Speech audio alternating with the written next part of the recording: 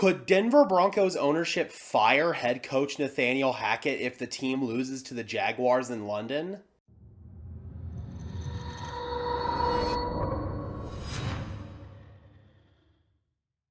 Hello, everyone, and welcome to Denver Broncos Syndicate, part of the Sports Syndicate family of channels where we're dedicated to bringing you content about our favorite sports teams. I am your host, Gage Madrid. Before we jump in, if you could just leave a like, comment, and subscribe, that would be awesome. We are getting really close to our big goal of 1,000 subscribers, so let's see if we can get there by Thanksgiving. I really think that we can. Broncos country clearly does not need me to stand up here and tell you that the team has completely failed to live up to their pretty high expectations this season. After hiring an offensive-minded head coach in Nathaniel Hackett and trading the farm for 9-time Pro Bowl quarterback Russell Wilson, it was finally thought that the team had solved their most critical needs and that they were going to be in position to take a massive step forward this season. Clearly that has not happened. The Broncos are currently sitting at 2-5 following a really ugly loss to the New York Jets, where Russell Wilson didn't even play because of injuries. On top of that, Nathaniel Hackett looks completely in over his head as a head coach, and him and Russell Wilson have clearly struggled to gel as play caller and quarterback.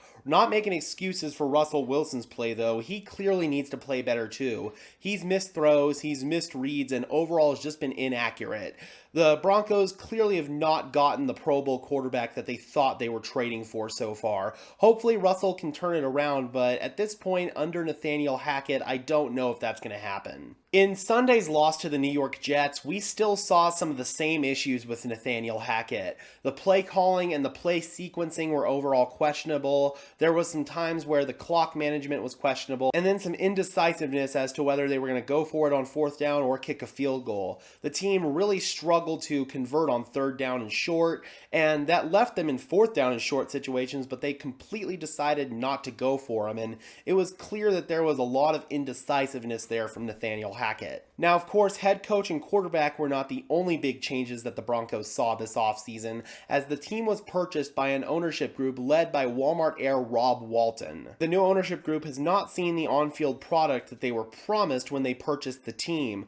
Also, the new ownership group does not have any loyalty to general manager George Paton or head coach Nathaniel Hackett. They were all hired before the new ownership group got here. Now, the big topic of conversation in the last couple of weeks throughout the Denver media has been if the Broncos should fire head coach Nathaniel Hackett. It's been pretty well documented here on this channel that I have said that the Broncos probably need to give him the rest of the season. If nothing else, it's because of the lack of interim coaching options on the roster. The only staff member that has head coaching experience that I can think of at least is Dom Capers, and he's getting really up there in age, and I don't know if he'd want to take the job. Otherwise, if Hackett were fired, the interim job would probably go to defensive coordinator Ejiro Evero, but I don't know if I want to pile on that much more responsibility to him. He's doing a fantastic job as defensive coordinator, and I don't want to mess with a good thing there. Although I've made it pretty clear that I don't think a head coaching change is going to happen this season, there have been some pretty reputable reports out there that say that new ownership is getting embarrassed with what they're seeing,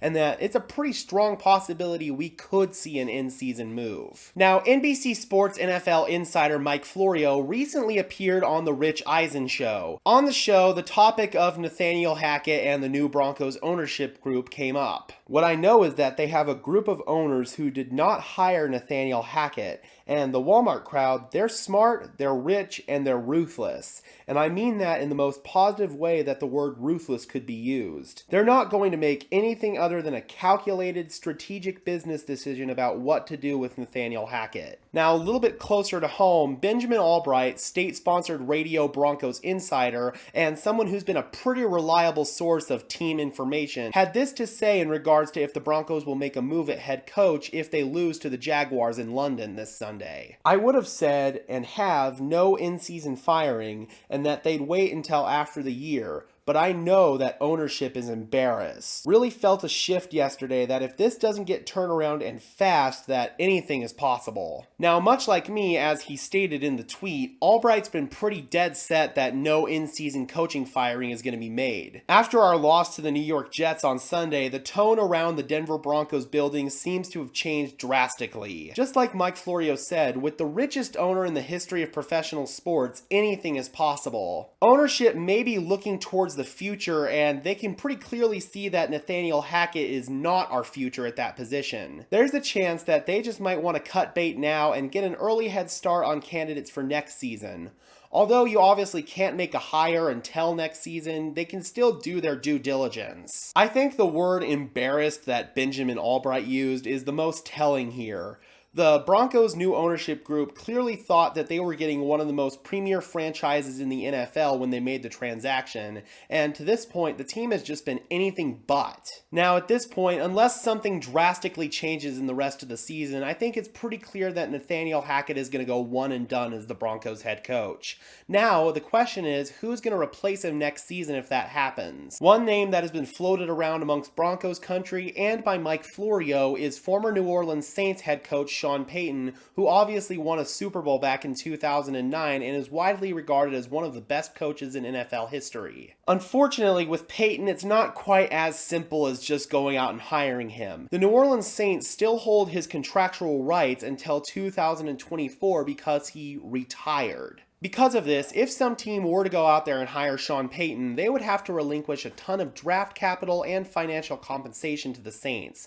The Broncos definitely have the financial part of it, but what we don't have is the draft capital after the Russell Wilson trade. I'd have to imagine that the Saints would want at least one first-round pick to give up the rights to Sean Payton, if not more, because it's pretty clear that they'd be giving away one of the best coaches in the NFL, and if he does decide to come back, the Saints ownership clearly wants it to be with New Orleans, although Payton probably doesn't want it to be with New Orleans. Because the Broncos are so strapped for draft picks, I just don't think that Sean Payton is a realistic option for him. Now, some other names that the Broncos could be looking at are San Francisco 49ers defensive coordinator DeMeco Ryans, who's quickly rising up the ranks in the head coaching conversation, as well as Dallas Cowboys defensive coordinator Dan Quinn, who was the former head coach of the Atlanta Falcons and somebody that the Broncos did interview for their head coaching position last season. Instead, the Broncos decided to hire Nathaniel Hackett, and at the time, I thought it was a really good move. Aside from his stuff in Green Bay, what he did in Jacksonville prior to that I thought was the most impressive.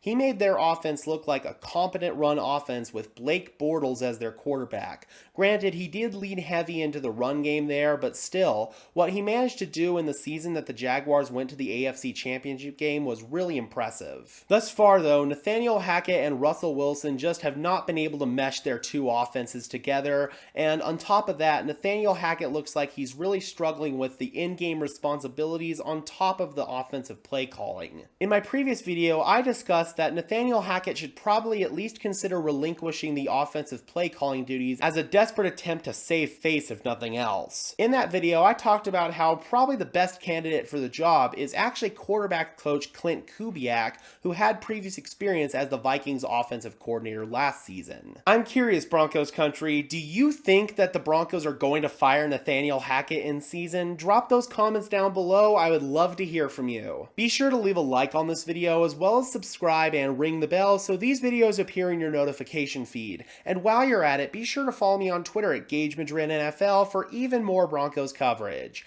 And for now, this has been another episode of Denver Broncos Syndicate. I am your host, Gage Madrid, saying peace out and let's ride.